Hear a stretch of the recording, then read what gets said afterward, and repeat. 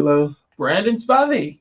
And we are the Markout Movie Podcasters. It's the first time we could actually do it without like audio glitches. Hopefully there's no audio glitch. Hopefully you're seeing this and you're hearing this. We're not by our laptop or anything, so I'm not going to be able to respond to your questions or post them today. We're trying to figure out a method to do so. We will figure out a method, Aaron. We will figure out a method. But Brandon is back in the saddle. Let's see. I'm back. Brandon, anything you want to tell anybody? Tell anybody?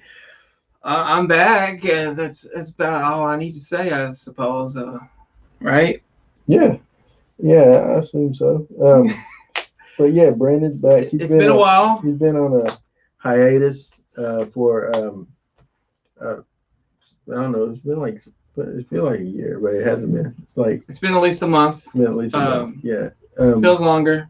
And this is his second return from his first hiatus. So I've had so many. He has many hiatus. We won't bring up the great Die Hard incident of 2020. So just fine. Sadness, Aaron. Sadness. But we are live, and thank you for tuning in today. Hopefully everything's working right, and you're hearing this. And we are reviewing White Man's Burden. White Man's Burden, yeah. Yeah, let's see. I'm trying to pull it up. Give me a moment. I want to see. Aaron always comes prepared, ladies and gentlemen. We do have one comment. Oh. Welcome back, brother. Jamal Thank Johnson. you. Thank you, Jamal. So, yeah. Oh, let me go ahead and thank you. All right, so White Man's Burden. Let's see. I'm going to give you a quick little synopsis of the plot to White Man's Burden, and we're going to go into it. It's actually 95. I got on the thing 99, but it's actually 95. I didn't even realize it, but it felt like a 95. It felt more like 95 than it did 99. Yeah, it felt like a 95. Travolta. Yeah. So before his comeback.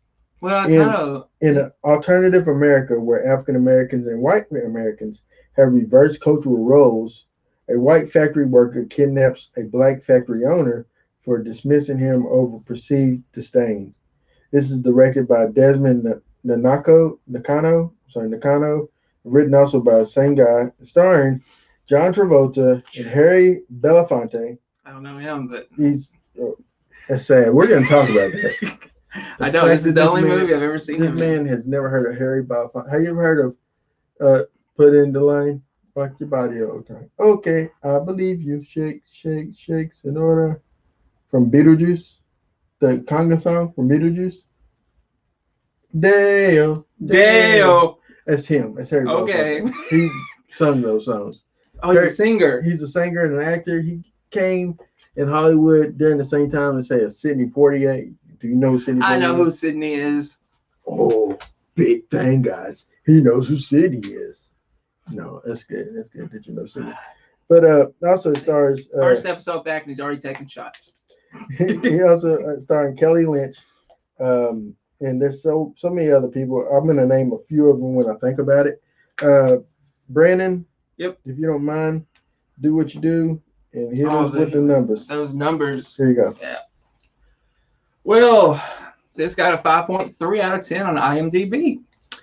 3 out of 5 on real views. 92% like it on Google, and it's got a 24% on Rotten Tomatoes. Man, people love this movie back in 1995. Yeah, wow. I'll check the audience score with it, but yeah. Not as good, I don't think. We'll see. I don't.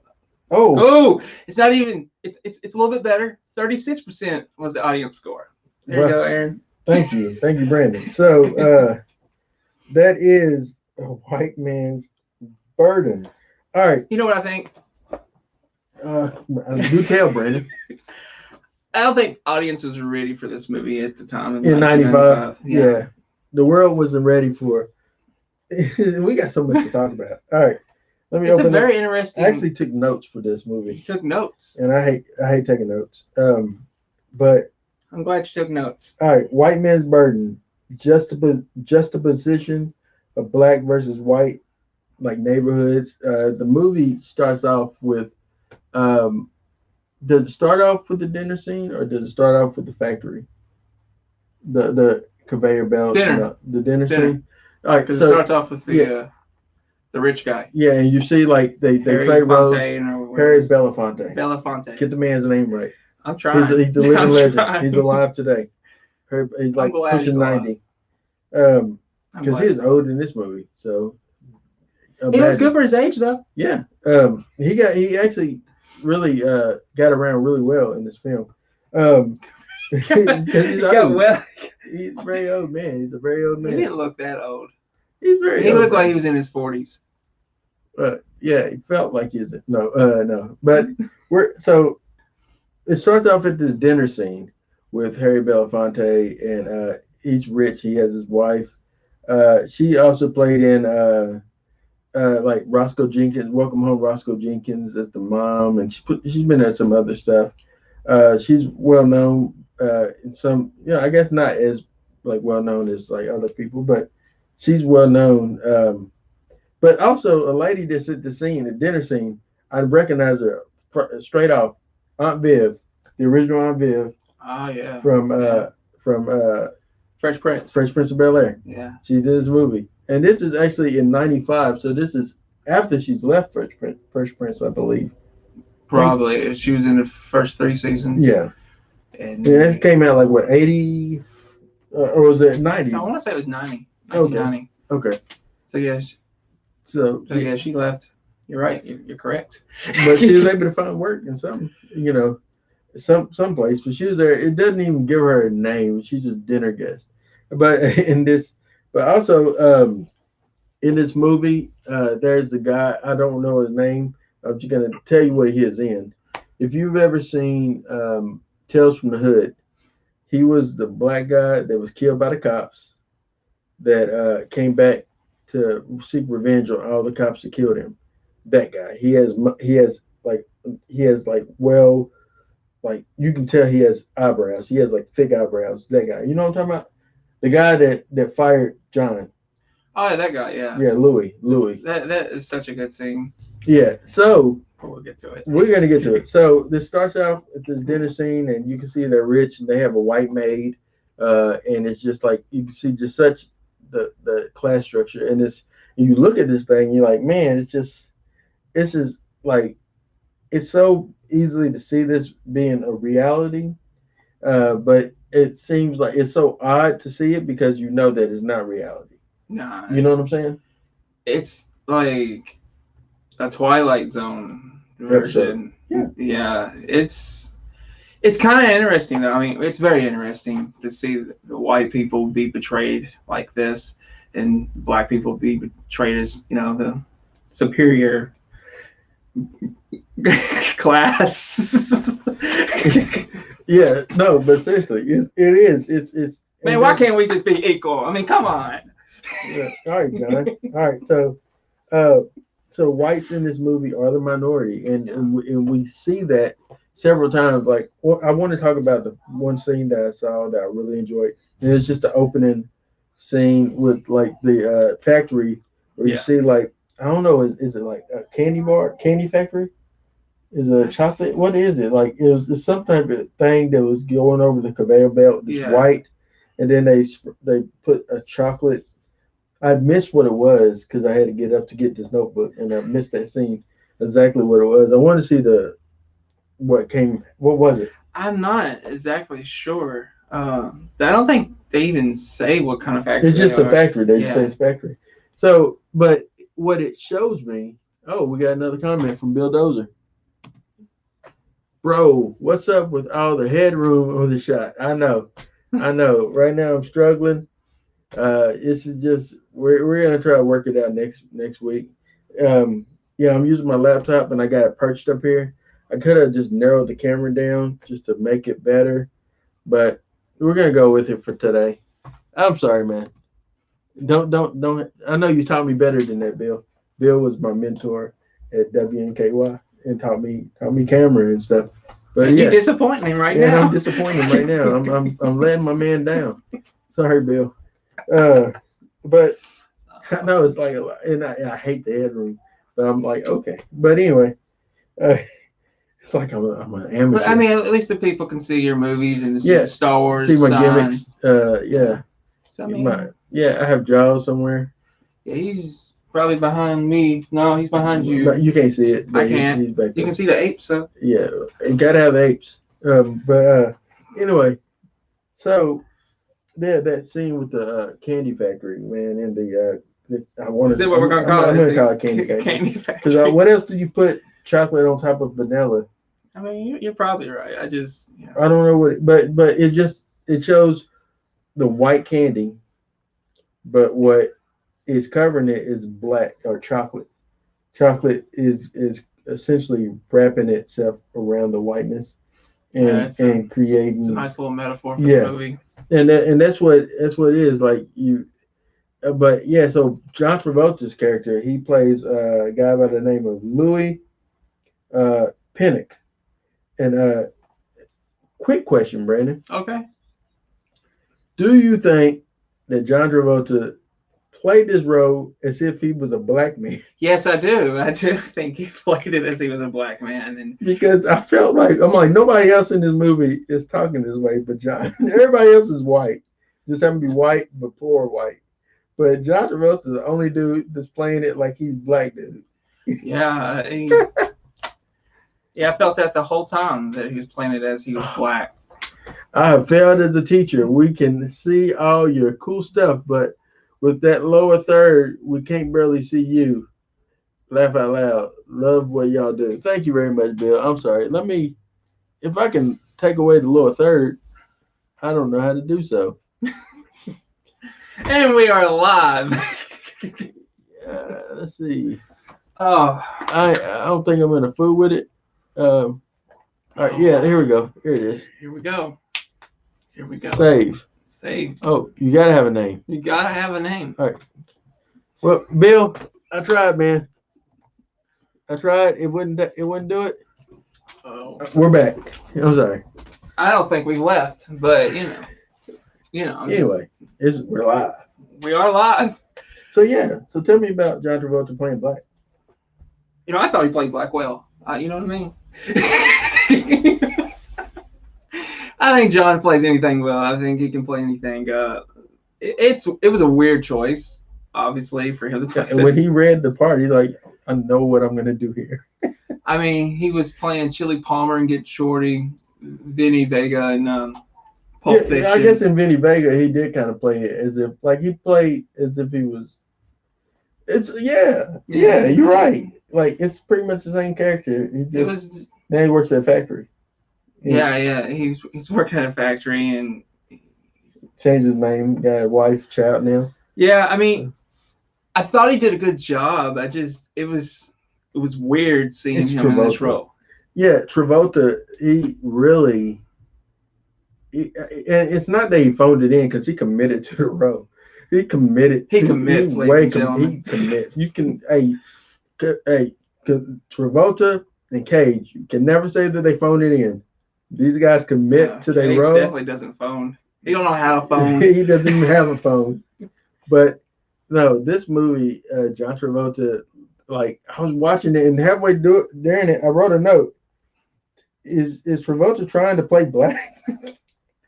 I wrote that note because I was thinking about it. I'm like, yeah, he's being black. Yeah, after he does the delivery, especially that scene where he's going for the raise. Yeah. He's definitely playing. Come on, man. Why are you gonna do me like that, man? He's so cocky and arrogant at that point in time. Well, let's get back up a bit. So we'll back up. All right, so Travolta, are we gonna call him Travolta or Pinnock? I mean, it's Travolta. Travolta. All right, so Travolta, he leaves. He's leaving off work. In this work, you can see where the black men are essentially the foremen, the managers, the plant managers, and things like that. And the white guys are the hired laborers. Yeah. Essentially, it's like reverse as to what we see today. Seriously. And for me, it felt more empowering. I'm like, that's good. But somewhere along the line, this happened in history. I don't know what happened that changed things in this direction. Also, I want to mention something a little later. I wrote it down so I won't forget. So he's leaving, but then the boss, eyebrows man, is like, yeah. So I need somebody to drop his package off to Harry Belafonte, Yeah. And then like the dude's like, oh man, I can't do it, man. I'm off work. It's not even in my direction. Then John Travolta's like, hey bro, hey, I can do it, man. I can dig it. That's how he felt like. That's what it felt like with him. But he's like, yeah, thank you. But the reason why Travolta is doing these type of deliveries, and it is out of his way actually, but is because he's trying to get the foreman position. Yeah.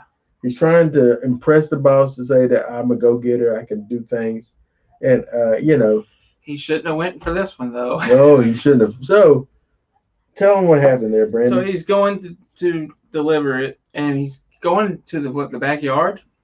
They Yeah. told him to go to the side of the house. The maid lady says, hey, go to the side of the house. So he went to the other side of the house. The other side.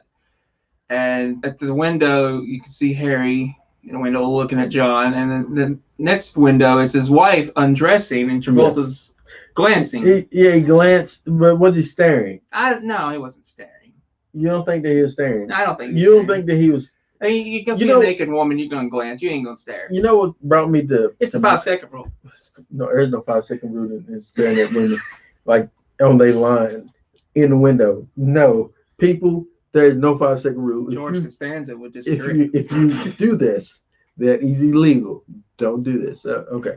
But anyway, I got strong feelings of The Fan. What's that movie they just did? The Fanatic. Fanatic. I haven't seen it. I got strong feelings in watching this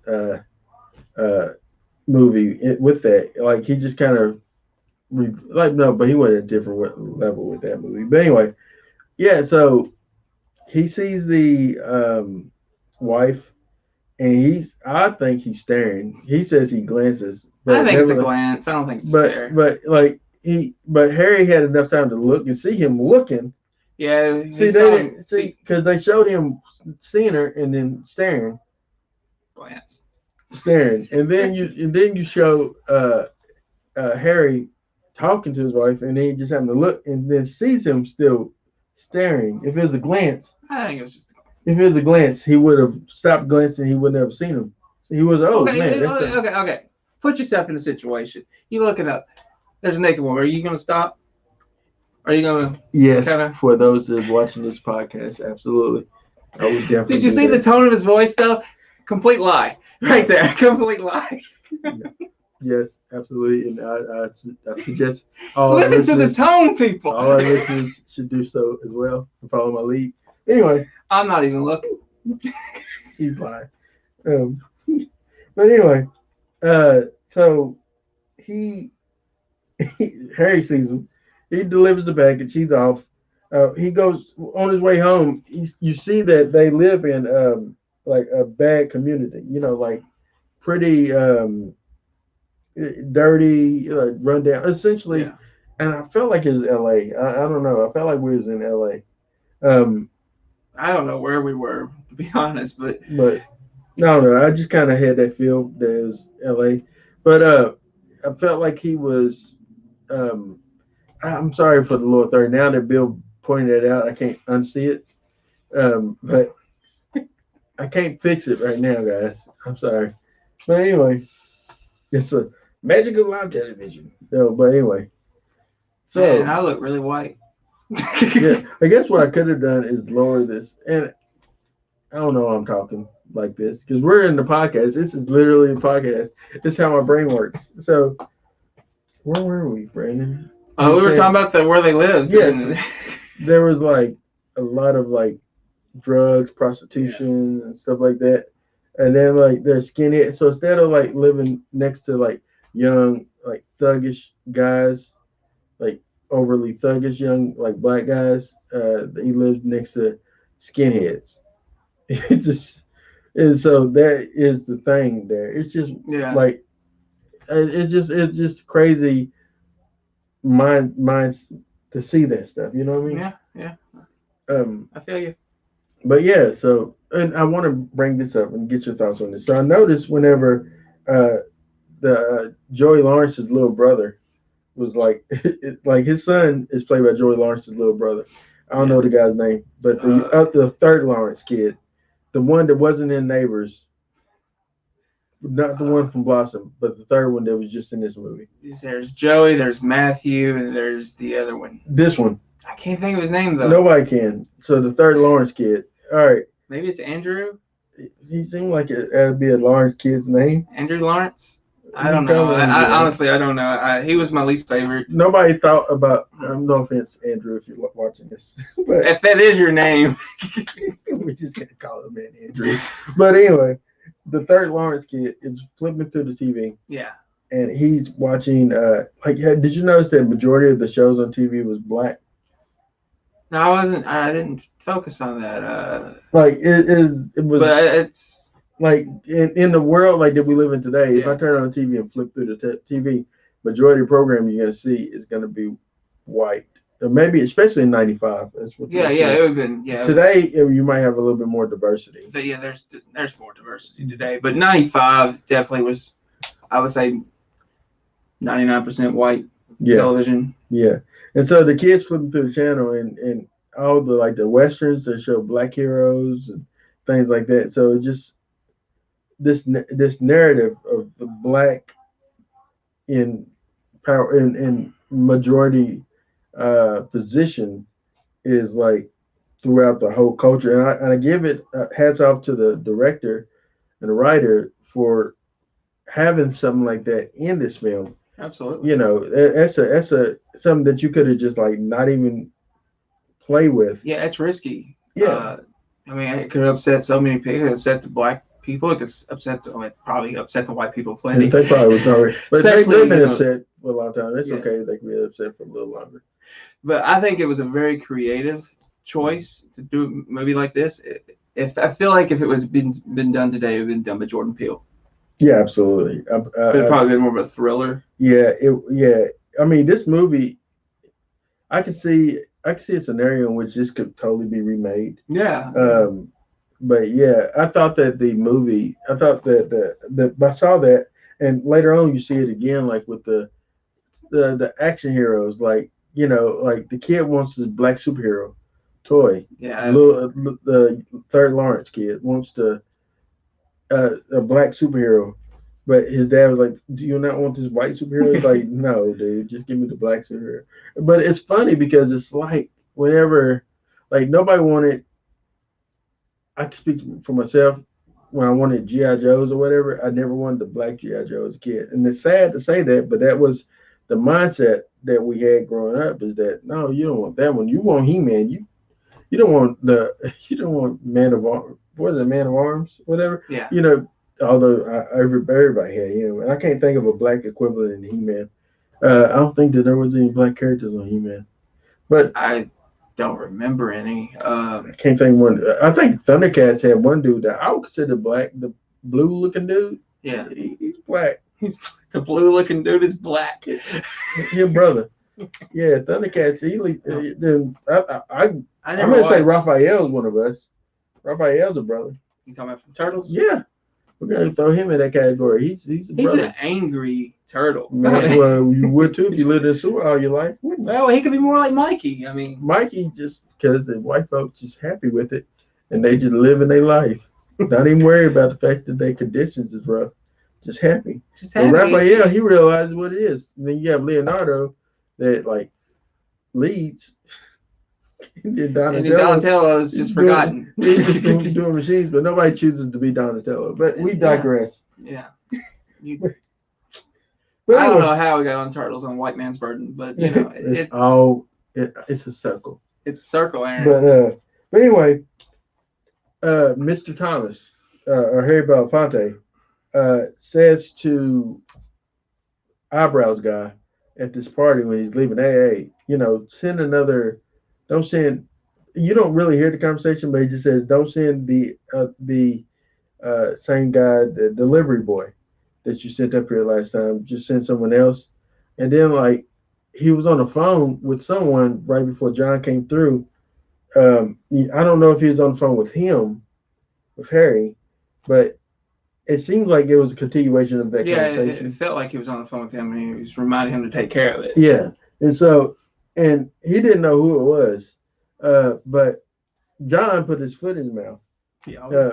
So like he came in there talking to him about the raise. He said, "Yeah, you're a hard worker, and we're going to consider everything that you do." And he's like, "Yeah, man, I just want to say, 'cause I go out my way, man. I just delivered a package the other day up to blah blah blah's house. He's like, "Oh, that was you." He said, "Listen, it ain't gonna work. We're gonna have to let you go." And I love that aspect because then he's like, he was really cocky Mm-hmm. leading up to it. Then he's like, "Let me go." Yeah. What are you talking about? Yeah. It was just fun to watch him perform right there. Like he's really cocky, then he comes back down to earth, and now he's worried about his job. It's like, oh my god, I'm getting fired. Why am I getting fired? But and he says I wasn't, and it gets explained that he was staring at his wife. Mm-hmm. So I wasn't staring; she was up there, and I glanced. No, he did not glance. But yeah, he was staring at her. But he got. I don't think it was worth him getting fired for it though. It could have been just a misunderstanding. Yeah. But but dude got fired. But you could see how once he got fired, how it disrupted his life compared to how Harry's life continues on with no problem. Yeah. And it tells me, and I wrote down a note somewhere that we can easily affect others and not even know it. And so you could easily do something, be like, or say something to someone and affect them, and then you go on with your life, but that just shatters their world. You know what I'm saying? Yep, I do. And I thought that was a very profound type of message in that situation. And you gotta be careful of how you treat others, because you never know also who it is that's gonna, you know, be there to help you at the end. You know what I'm saying? We'll get to that. Oh yeah. But yeah, so he gets fired, and then he gets harassed by the police on his way home because his car breaks down and he's on the side of the road, and then the police. You want to tell him? Oh, that's just a classic scene you see in these gang films where Right. the black Hood person movies type of like Boys in the Hood, something like that. you see the black person gets assaulted by these cops, and they reverse it here that a white guy's getting assaulted, and I was like, man, that's Yeah, first he gets hemmed up like by him and searched, and then he's like, "All right, you're not him. Sorry, go about your business, whatever." But then one of the white people from the bar start coming out and witnessing everything and saying, "Screw you, pig! Go back to where you go." All that stuff. Yeah. And somebody throws a bottle, but they assume that Travolta threw the bottle. And where's he getting a bottle at? He didn't have a bottle in his hand. He didn't have time to reach down and grab a bottle. Yeah. They just wanted to attack him, just to attack him. Yeah. Dirty cops. Message. So cops, listen. Don't be attacking black people. Or white people. Just don't attack people. Just don't attack people at all. Yeah, don't attack folks, man. Just do right. You are law enforcement and not the law. There is a difference. There's a cop right now watching this, and he's gonna pull me over later.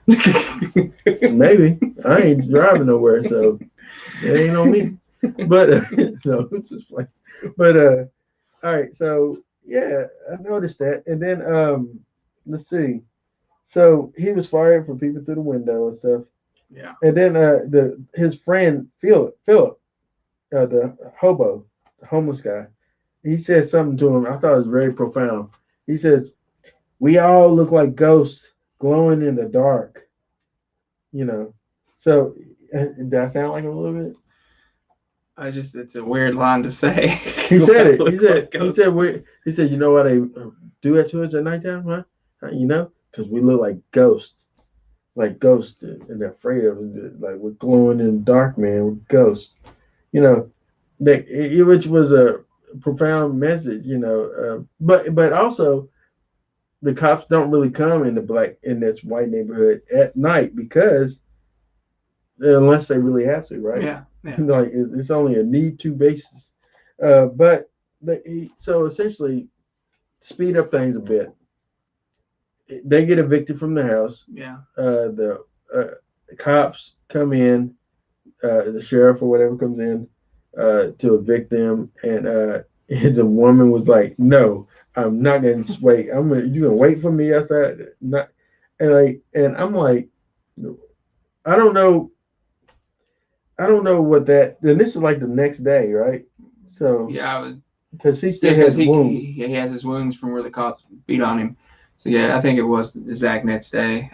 He's getting evicted. He's having a really bad He 24 can't hours. find work. He can't find work in '95, and like the work is not enough to sustain him. Like, and I guess he's not able to get a job at no other factory.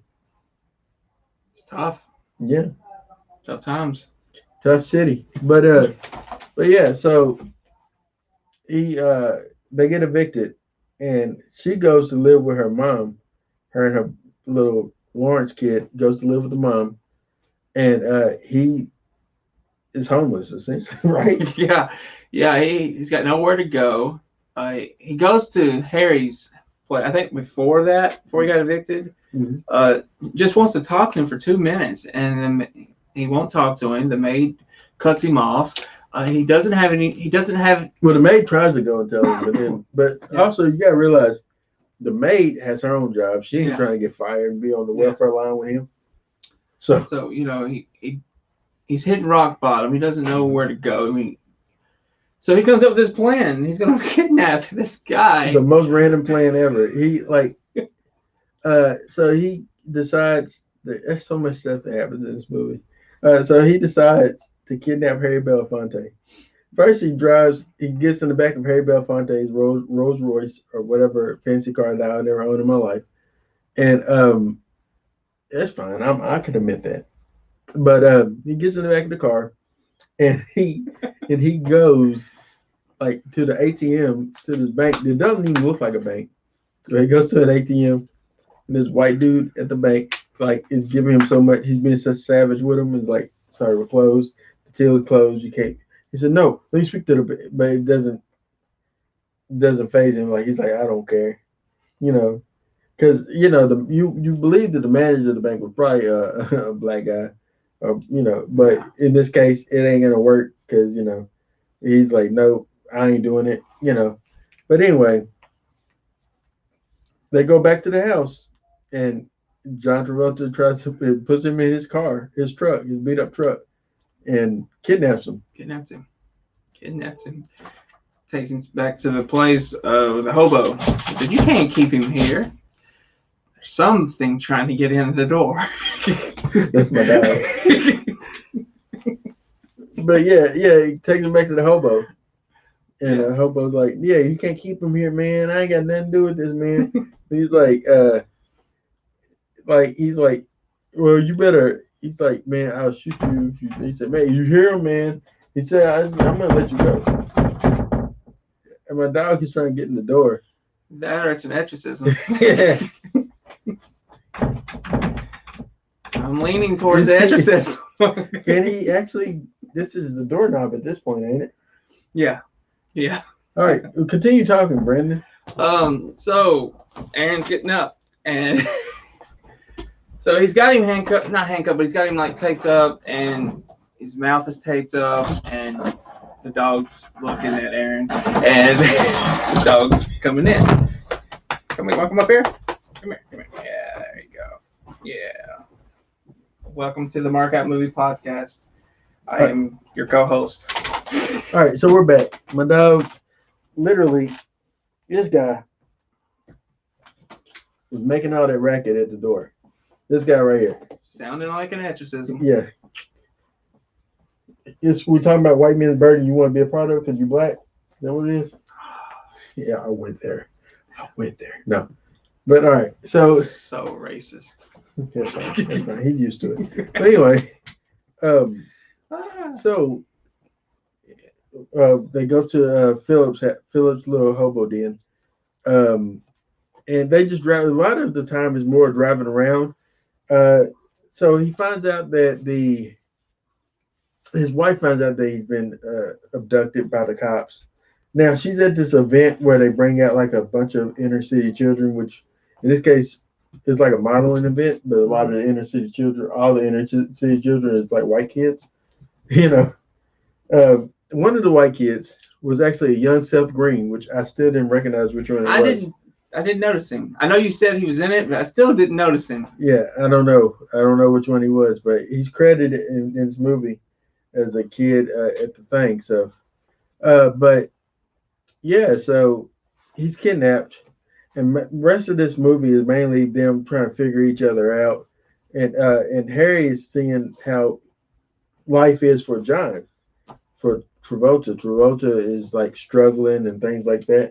Brent is now distracted by the dog. I mean, the dog's licking me, so I mean, All right, when you get licked by a dog, you gotta pay attention to the dog. I mean, anyway, so uh, the movie there's a couple of times where they go out to eat, and Harry says, "Hey, I can get you your job back." And you think that he's blowing smoke, but I actually believe that he would, in a New York Minute, try to give him his job back. I mean, yeah, he's been kidnapped. He's I mean, he might be killed later. So I'm gonna do everything in my power to get this guy's job back. Travolta says at one point, because they was having a good relationship at one point, and like talking to one another, and not seeing each other as captive and yeah, and victim or anything, but just seeing each other as just man. Especially at the fast food joint where they were attacked by these thugs. Yeah. And Travolta was trying to protect him. Yeah. And so I think that's really where it started, their bond. And well, I think also when he, I don't know if it happened before or after him seeing his son and taking his son. Oh yeah, because he couldn't afford to pay for the toy. And he helped him give him a couple of dollars so he can get the toy he wants. And Travolta's like, you take it out of what you already owe me. Yeah. But his majority of this is not a lot of action or anything like that. It's mainly dialogue between these two guys. And I don't know if Travolta ever saw that wrong that he's done, but I know that Harry's seen the wrong that he's done to Travolta.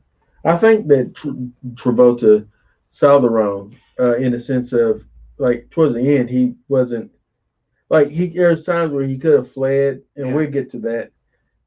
There's times where he could have just, like, I'm out. Yeah. But he wasn't. Although he was foolish, I'll tell you where when we get to it. But yeah, I think that let me ask you this. Go ahead. Do you feel like any of these characters had any type of growth? That's the question I'm trying to phrase to you. Harry, I think, had growth because he's not used to the lower class, their struggles. So I think he had growth. He sees what this guy is going through, and he kind of feels responsible for what he's going through. So I think he had growth. Travolta, I don't feel had too much growth. I don't feel like he did either. Yeah, I feel like he just. I don't think he could really do this again tomorrow. I feel like he was just going through the emotions, and didn't see the real risk what he was doing, and he didn't see where this is not a good idea. I don't know what his plan was. I guess the whole thing is Travolta's down on his luck. He's homeless. His wife has left him, like, not on purpose left. Well, I guess it was on purpose because she's like, no, on purpose. you gotta fix this yourself. I'm gonna go, and she's working and things like that, and they living in the projects essentially. Is what comes across to me, and they have this situation where Travolta feels like, well, the only thing I can do now is rob this guy for money.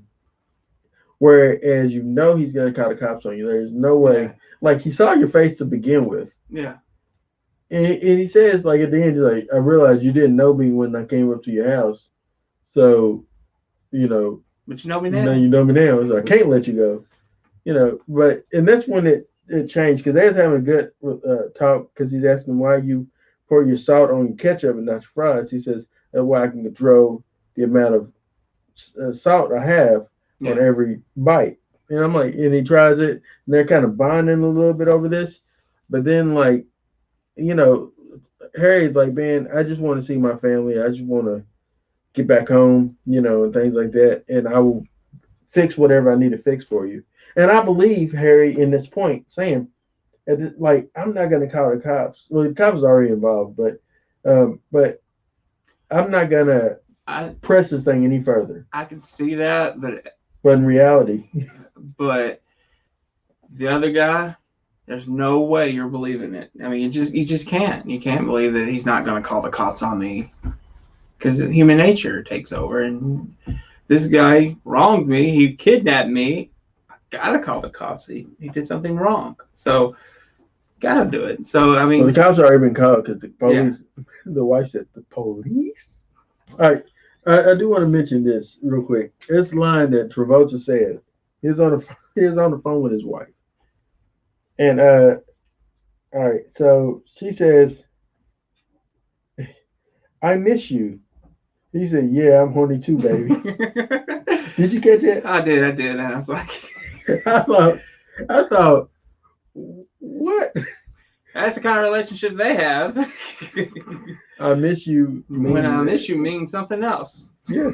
Like, she literally could just be like, no, I miss you. I just miss being around you right now. And he's like, yeah, I'm horny too, baby. But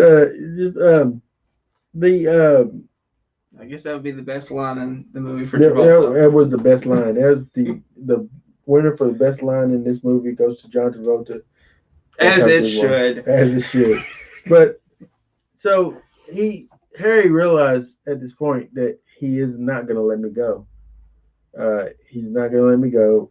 And so he decides to, like, when he goes to get a refill of his drink, because John had let his guard down at this point. Yeah. He's thinking he ain't going to escape. And he comes back around the corner, he's gone. And he's fled. And he runs, he ends up breaking into a house and calls his wife, who, she got to be the slowest person in the world. Oh, my goodness. Get me help. Find me. He's being shot at. Harold, what are you going on, Harold? That's how it felt like to me. I don't know. That's weird, but that's how it felt. Like, she just felt like that. Like, oh no, police? What are those? I feel like he's really searching for Night of the Living Dead. I feel that's what you're going for. Maybe. With Barbara, Yeah, they come to get you. They've been no. I'm not gonna go the Tom Savini one. Not doing that. But anyway, although it's a good line, that's the line I think of when I think of Night of the Living Dead. Actually, Tom Savini's line, and actually Bill Moseley delivers that line in the Tom Savini remake. I digress. But anyway, you digress. And I own that. It's somewhere on the wall somewhere. All right. Somewhere over by a rainbow. What? I don't know. But anyway, so they get to this point, right, where he's running, Travolta's looking for him, and he breaks in this house and he picks up a I don't know, like a statue. What is that? Yeah, I think it was a statue. Some type of like an award, or what do we call them, like trophy. He picks up a trophy. And throws it at this guy's face. And flees because his daughter has a gun. Why does she have a gun? I don't know. But anyway, she's like a 14-year-old little girl with a gun. Everybody's got a gun. Yeah, especially in the white hood. You do. You have to.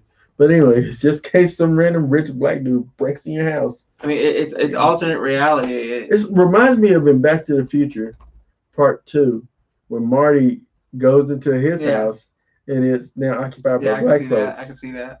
And he lives, it's an alternate Hill Valley where the neighborhood is now majority black because the black folks live there. And his people live in,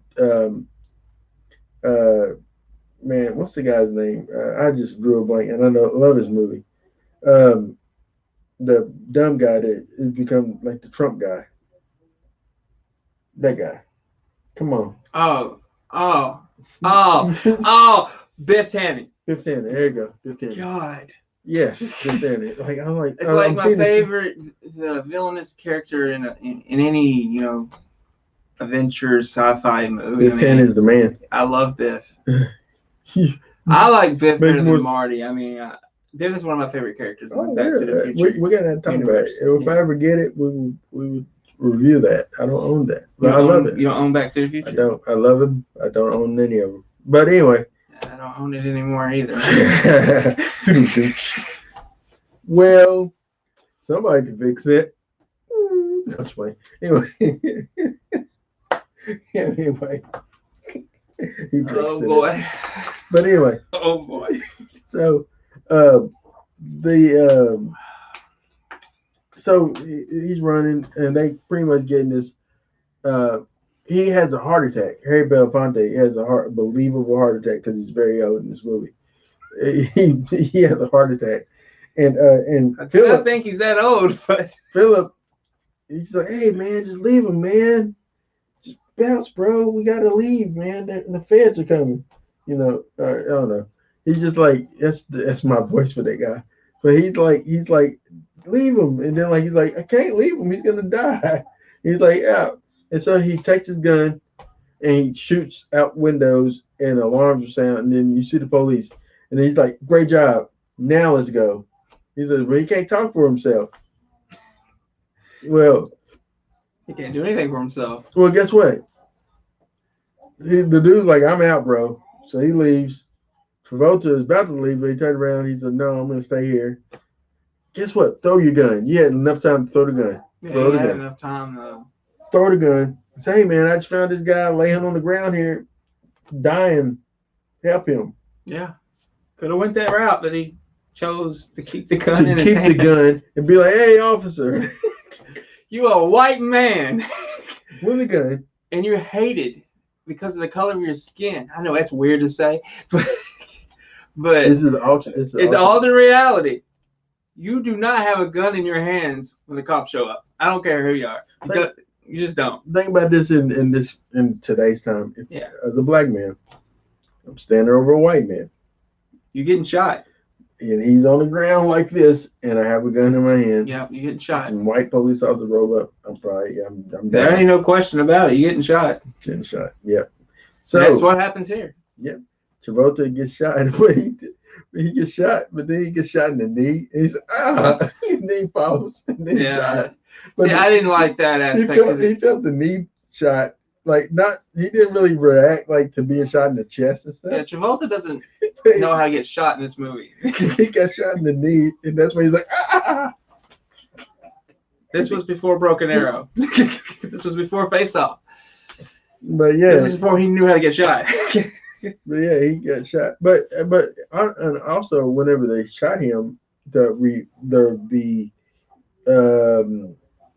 aftermath of him being shot didn't match the actual getting shot. It seemed like when he got shot, it was just a few flesh wounds, like shoulder, something like that, and then the knee, and he was down. It didn't look like it was fatal, but clearly it was fatal because when he was on the ground, you see, it got shot in the chest and everything. Still holding the gun in his hand. Yeah. So there's no moral to this story. But no, guy loses everything and dies. That's the moral of the story. Yeah, exactly. He essentially no happy ending.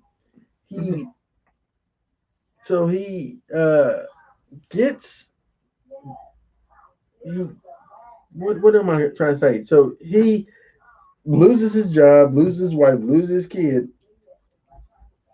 robs a guy, kidnaps a dude. The dude thinks now differently. Yeah. Travolta doesn't. Well, no, Travolta he's dead. He's not thinking anything. Yeah. And it's the same cops that harassed him earlier. So they just like, let me shoot you. Yeah. And so he gets shot multiple times. No, it's not the same because they say, gun, and they shoot him. Yeah. But he wasn't waving the gun.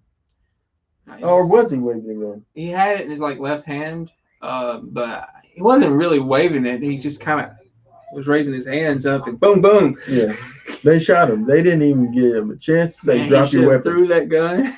I should. Man, when the homeless dude went running off into the dark, I would have been like, yeet that thing and threw it. But no, he didn't. He decided to hold on to the gun, and he got held onto some bullets. Yeah. But And then like it just bummed me out at the end of the movie because I was like, I knew it. Even though I knew it, I forgot how it ended until then. Yeah, And, I forgot too. and Seen it once prior, and I didn't remember the ending. I thought he died, but I wasn't sure because this was a time where he made similar movies. This like Phenomenon, is it around the same time? A year maybe after this, but he did Mad City, which he played similar characters in Mad. He loses his job and he takes a bunch of kids in a museum hostage. It's before his resurgence, Yeah, which came with Pulp Fiction. Yeah, it's Pulp Fiction. 96, right? I think that was 94. 94? Yeah. So this predates Pope. But I would say this was probably, he looks. I feel like this was really shot early and it just came out in 95. Yeah, like that's what I'm going with. Because everything screamed like early 90s. Yeah. Like if you watch movies, you can watch a movie and tell what part of the 90s it is based on some of the things you see in the movie, like in this, the fashion, the music, the overall tone of the movie. It felt early 90s, like 93 to 95. It felt that. Yeah. But around like 97, 99, all that feels different. Yeah, it does. It feels so like you can look at two movies within that same decade and see totally different films. Just like it just have totally different feels to them too. But yeah, but Travolta obviously had a resurge in his career. I think it started with Pulp Fiction and it kind of just crescendoed. Then he did get Shorty, which I'm not the biggest fan of.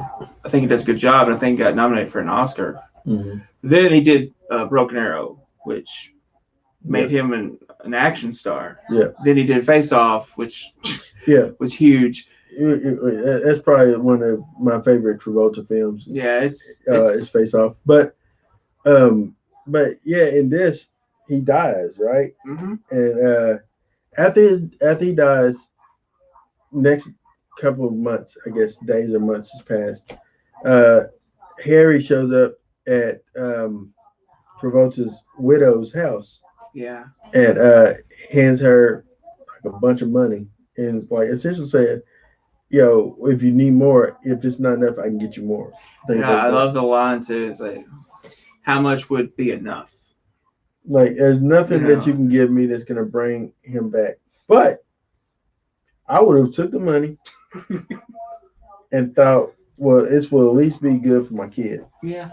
Because put in, and I assumed just in my mind, I thought, well, maybe Harry would set up some type of trust for this kid, like that later on in his life he can like have access to it, because and then you see the kid looking at him, he's leaving, and he's holding his black superhero, but you can feel that his thoughts and his perception has now changed. Yeah, he's holding his black superhero, and he's seeing this black man leaving, but it wasn't a look like, hey man, I like that. That's my dad's friend.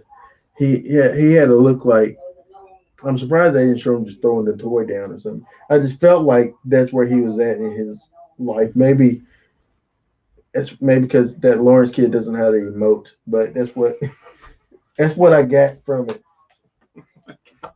Doesn't know how to emote. But I don't know. But yeah, I actually agree. But that kid don't know how to emote. This Lawrence, like the weakest out of all the Lawrence kids. Yeah, like, he really is. He really is. How is that possible? All of you are supposed to be like gold, man. What happened? That's like I wouldn't say gold. That's like the McCulkin kids. Like McCulkin's got it. But the Macaulay. The Culkin kids. Yeah, it's a Macaulay Culkin. Yeah, I mean they're really talented. Yeah, Rory. They all of them are pretty awesome and really good in their own right. Yeah. The Lawrence's, Joey, then new neighbors guy, he's good. You talking about Matthew? Matthew, yeah. Yeah. I like Matthew, but Joey I felt was the best one. Joey, his comedy was really well done. Yeah, Joey when he was younger. Yeah, Joey was I haven't seen any of his newer stuff, but I always liked him when he was younger on Blossom. Andrew Lawrence, you're right. Andrew, I got it right. You caught it. 5 Look, points. look at this guy. Man, you don't even look the same. Look, for those that want to see Andrew Lawrence, oh You Lord, may really have to zoom in there, Aaron. there he is now. He kind of is like Brendan Fraser. Yeah, this guy's career. He's in the United States of Terror, Recess, Money Plane, or whatever. I know. remember in Brotherly Love with the Lawrence brothers, the trio for Yeah. Disney. That's about it. But Joey Lawrence is obviously the Yeah, he's the Lawrence. he's the Lawrence kid.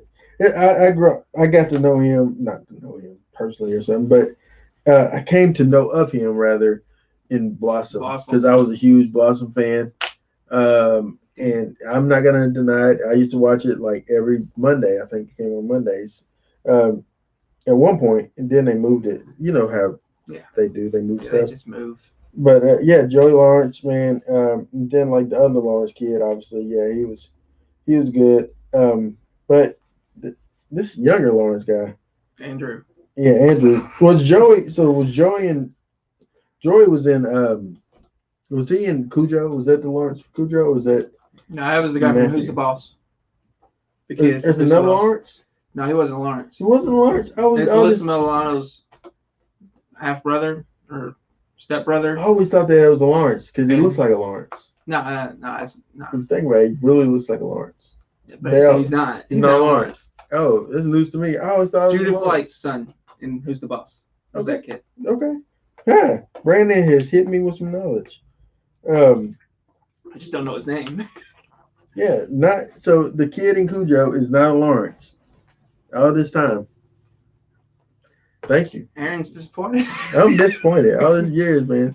These years, I just lived in the reality that the Lawrences was in Cujo. But anyway, but it's been a Lawrence in everything for centuries. No, man, you making these people bigger than they are. It's like the Barrymores. They just like span decades. Oh, I know you only knew Drew. Yeah, that's the only one I know. But there's Harry at the Barrymores that came before her. There's just none after her. She's like the end of the Barrymores. Well, in the Plimptons, there's like a lot of movie families, man. Like the Carradines. I know the Carradines. Plimpton, she's part of that family. Steve Carradine, David Carradine. Yeah. Martha Plimpton is, Martha Plimpton is, right? Yeah, okay. I know her. She is part of that family tree.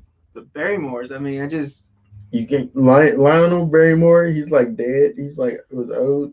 He's like there's in the talkies, the early movies, back in black and white and subtitles and such. They acted for years, but obviously the only one left is Drew. That's the only one you need. That's the only one we need, right? But anyway, maybe one day we get another Barrymore, but I'm not gonna hold my breath. But anyway, maybe she has kids. I don't know. I don't know her personal life, so. Yeah, she had an addiction, but that's the most I know. See, I don't follow the negativity. No, she did at one point. I think she's over it now. She's fine. She might have had a stroke at one point. A stroke? Man, Aaron. What else she got? I don't know. But anyway, Drew. Anyway, let's get back to the white man's burdens. All right, so white man and his burdens. The movie ends with him leaving off. The mom rejects the money. The kid looks disheveled.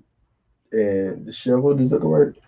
Disheveled? Disheveled. Yeah, disheveled. Yeah. And just looks like he's gonna be a racist. He's gonna be a racist. He don't trust a black man no more. Well, you can understand. He feels this guy was responsible for his dad's death. So I don't know if he would hate black men. But was he responsible for his dad's death? Well, if he never got him fired, this would have never happened. Blame the victim, Brandon. So I'm just saying. So who do you blame in this? Do you blame Travolta? Who? No, Travolta is guilty as well. He don't take someone hostage. But John, do you feel that if he would have just talked to him, had a time? Yeah, if Harry would have talked to him, and he could squash it, you think it just would have been a total? But there's no movie. But there's no movie. There's no burden for the white man to have. No. Well, it's called white man's burden. It's not called white man's redemption. That's right. It's his burden. It's not going to end happy. It's just, it's going to be And sad. the kid now is burdened with the white man's burden. Poor kid. Dang, that's deep. It is deep. Some deep stuff. Deeper. Yeah. Deepest it goes. Deep as you can get. But anyway, all right, let's go ahead and hit them up with our marks for this. And this is unofficially, it doesn't hold up as well. All right, marks first or does it hold up? What was the question? No, we're doing marks first, or you want to do does it hold up first? I mean, does it really say does it hold up? I mean, do you No, feel really. this says Listen, that? it's not a does it hold up, because it doesn't hold up, because in the sense of like how can it hold up? Now, this is like one like Travolta film that no one knows about, I believe. This is like the hidden gem of Travolta films. Well, I wouldn't say it's hidden. Or I mean, it's gem. a hidden film, but I wouldn't say it's a hidden gem. Yeah, a hidden film, not gem. You're right. It's not even. Not that it's terrible or anything. Yeah. All right. Let me get my marks. I think I'm gonna give it 3. Yeah. Markouts out of 5. Because it's not terrible, so to speak. It's hard to watch in the sense Travolta is hard to watch in his. Watch it now. No. It's like if you watch this movie, I don't know how you gonna feel seeing Travolta like. Man, he played a woman. But he plays this like he plays everything. He played Bill Clinton. But he does like he's really playing. It's like nobody else. He didn't get His the memo. hair is weird in this movie. He didn't get the memo. He's like literally. It's like, you know what? I'm gonna play this. So if I'm a black man. Robert Downey Jr. did it. No one had a problem. Why can't John Travolta do it? I don't have words. I have no words. Welcome back to the Markout Movie Podcast. I think you're gonna bring up Thomas C. Howell as well. Thomas C. Howell. He played in Soul Man, where he like literally played like a white guy that did blackface in order to get a scholarship to a school because he couldn't get into college, and so he decided to take pills and tan him to look like he's black. Well, I mean, I'm not saying you should do this. I'm just saying Travolta did it. Oh, I thought you. Robert Downey Jr. did it and got nominated for an award. Did he win an Academy Award that year? Who, Robert? For Tropic Thunder? Robert was pretty awesome in that movie, though. Yeah, he was awesome. I mean, he was much better than Travolta. And Travolta's my guy. But, you know. Yeah, just Travolta. But it's not the fact that Travolta is clearly a white guy in this movie. But he's just playing the whole role as if he was black, like inside his soul. Yeah. But it'd be different if the white See, it should have been played that way. If all white people in this movie acted that way, then that would make sense. Yeah. But he's literally the only one. Yeah, he's the only one, and he shouldn't have done it because it really wasn't the story. The story was the white people were feeling this depression of, you know, being hated for their skin color. Yeah. It was like role reversal here, and but that's how they should have played it. But I think Travolta missed the mark. He missed the mark literally on that note there, because if you played it like just straight, right? Yeah. Then the message would still been there. But I like 95. I was a 15-year-old kid and I watched this movie, not really familiar with John Travolta. Oh, I was familiar. I wasn't familiar with him. I seen it, but I was like, and I thought it was I'm trying to think back. I thought it was weird. I'm like, oh, this is different. Yeah. Where like white people are like, you know. So whenever I become an adult, like, and I was buying my movie stuff, I was like, hey, one movie I'm gonna add to my collection is White Man Burden, because I remember that movie as a kid, and so I searched and I found it, but.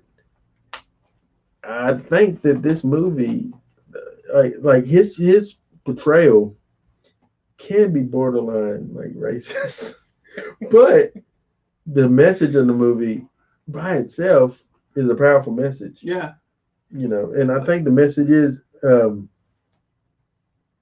matter what where you find yourself in life, whether you're black or white or rich or poor or anything like that, to see each other as people.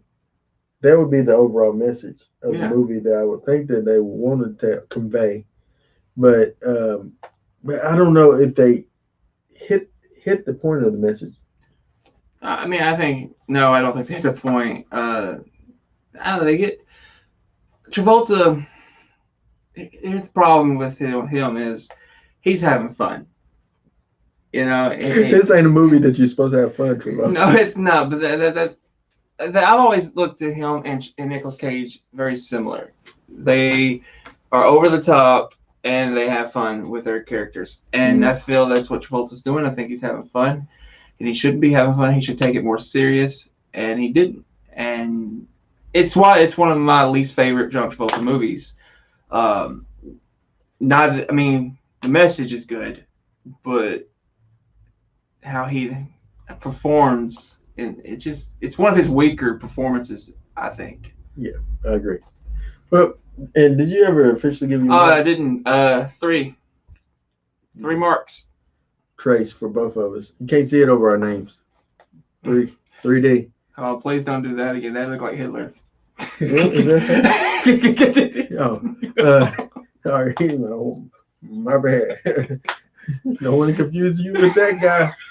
All right, but anyway, so that would be the conclusion to the white man's burden in life.